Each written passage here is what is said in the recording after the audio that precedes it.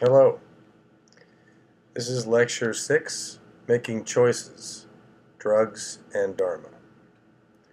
So far we have explored a great deal of the philosophical and cultural ground shared by enthusiasts of psychedelics and Buddhist practitioners, as well as the closeted psychedelic roots of Buddhist traditions in the West. We know that psychedelics were viewed as major catalysts for spiritual growth in the 60s, but as awareness grew that these substances can open doors, what was found behind the doors was not always desirable. In the 70s and 80s, psychedelics were not only suppressed legally, but culturally. Now again, the psychedelic experience is regarded as having significant value. There appears to remain a blind side in the Buddhist perspective in that messaging from teachers and Buddhist publications are almost always on the cautionary side, while the evidence is ample that in practice there is much more overlap than what is formally acknowledged. In September of 2009, the Buddhist publication Shambhala Sun ran a poll on their website called "Here's My Stance on Drugs and Alcohol." Readers were asked to make a selection for what was true for them among the following choices: non-Buddhists that don't use a little, or use more than a little, and Buddhists that don't use a little, or use more than a little.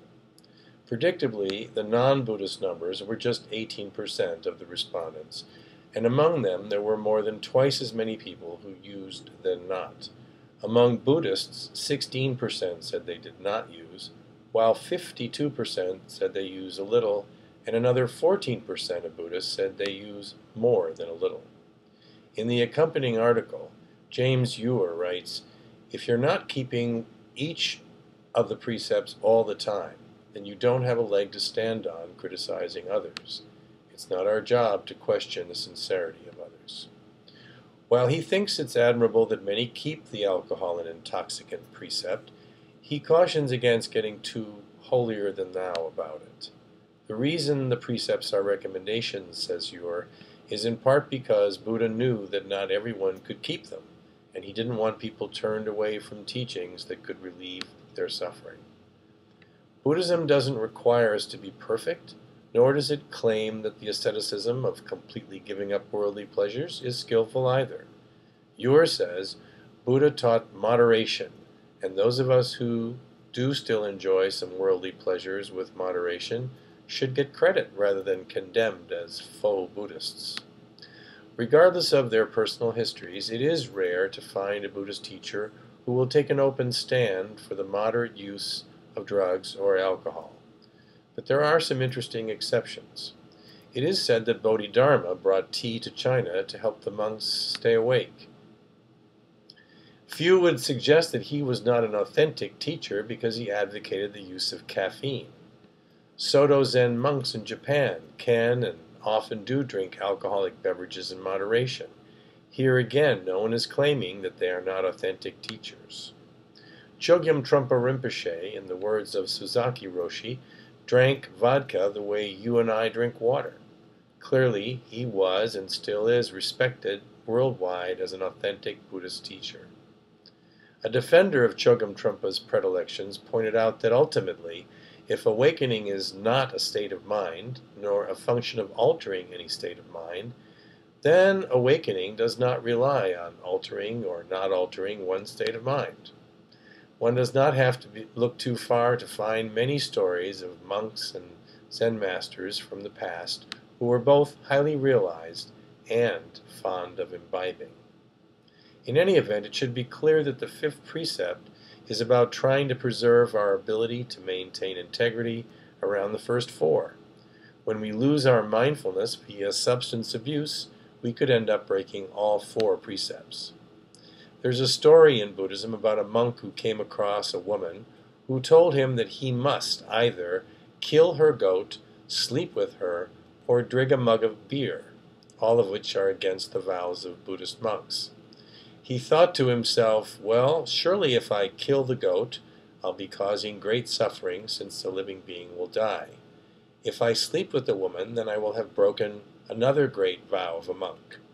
Lastly, If I drink the beer, then perhaps no harm will come, and I will be intoxicated only for a while, and most importantly, I will only be hurting myself. So the monk, so the monk drank the mug of beer, and he promptly became very drunk. In his drunkenness, he proceeded to kill the goat and sleep with the woman, breaking all 3 vows and doing much harm. Of course, it's inaccurate and misleading to refer to every psychoactive substance in aggregate as an intoxicant, as if there was no difference between beer, heroin, and psilocybin.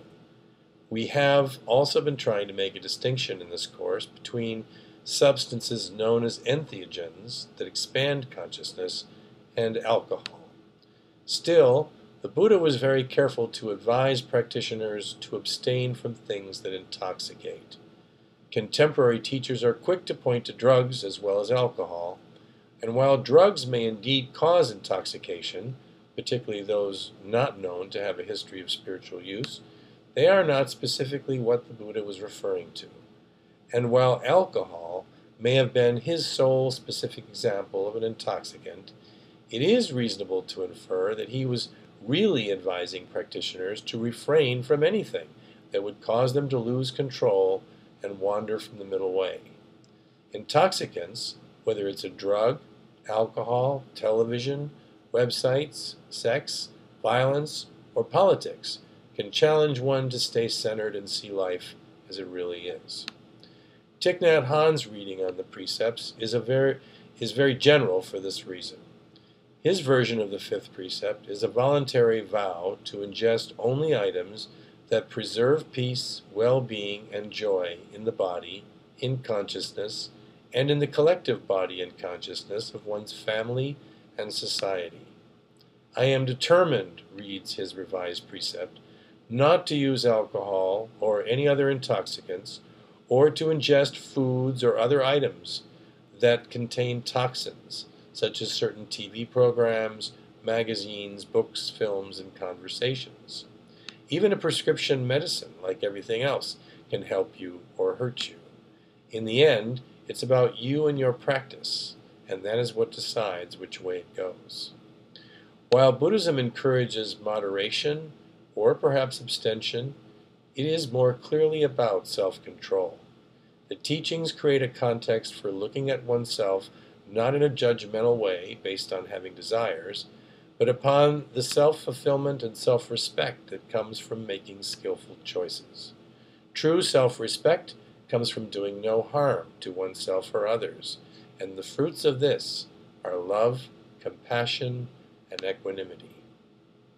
Our desires for extraordinary cognitive experience of the kind made possible by the use of plant psychedelics may be as basic a part of our humanness as is our spirituality or our sexuality.